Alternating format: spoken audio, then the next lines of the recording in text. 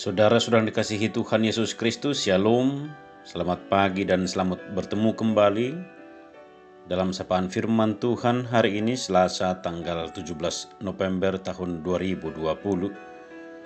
Sebelum kita mendengarkan firman Tuhan, marilah kita berdoa.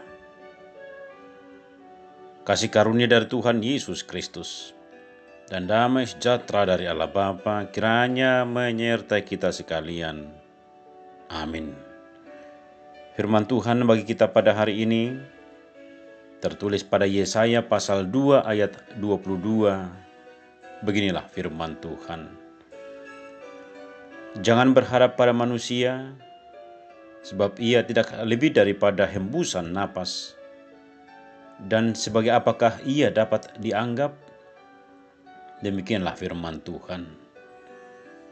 Saudara-saudara, dalam bacaan firman Tuhan hari ini adalah pengalaman bangsa Israel yang menunjukkan bahwa mereka mengandalkan harta benda. Mereka juga terpengaruh kepada bangsa-bangsa sekitar yang menyembah berhala-berhala. Di balik itu, mereka adalah orang yang mengandalkan diri mereka sendiri. Padahal semuanya itu tidak berarti, karena dalam sekejap saja Tuhan mampu melenyapkan apa yang dibanggakan dan diandalkan oleh manusia. Mengandalkan diri sendiri adalah sebuah kesombongan. Pernyataan Nabi Yesaya menunjukkan bahwa kesombongan itulah yang menjadi akar persoalan.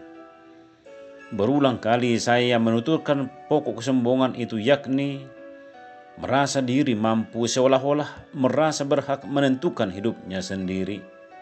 Allah tidak diperdulikan. Bangsa Israel merasa bebas mengikuti bangsa-bangsa sekitar untuk memilih pada ilah mana mereka akan beribadah. Mereka juga tidak lagi peduli apakah tindakan mereka sesuai dengan kehendak Allah atau tidak. Saudara-saudara yang dikasihi Tuhan, Allah membenci orang yang sombong. Oleh sebab itu, mereka akan direndahkan. Kesombongan dilukiskan seperti pohon aras dan terbantin yang berdiri tegak, seakan-akan siap menembus langit. Namun pohon itu dengan mudahnya dirubuhkan oleh kekuatan Allah. Manusia perlu mengingat bahwa keberadaannya bagaikan hembusan napas belaka. Yesaya menegaskan bahwa semua kebanggaan dan milik mereka akan lenyap seketika. Saudara yang dikasihi Tuhan, pada umumnya kita berusaha mendapatkan apa yang dianggap paling berharga bagi dunia. Dengan segala usaha kita berusaha menggapainya, termasuk hal-hal yang di luar kehendaknya. Akibatnya kita melupakan kebaikan Tuhan. Pengalaman bangsa Israel menunjukkan bahwa mengandalkan manusia dan dunia akan membawa hidup ini berakhir dengan kekecewaan. Hal ini banyak terlihat dalam kehidupan kita. Orang menjadi kecewa dan frustrasi karena mereka salah berharap, yaitu berharap kepada manusia dan menjadikan harta kekayaan sebagai andalan hidup. Manusia, uang, harta kekayaan bukanlah tempat untuk kita berharap.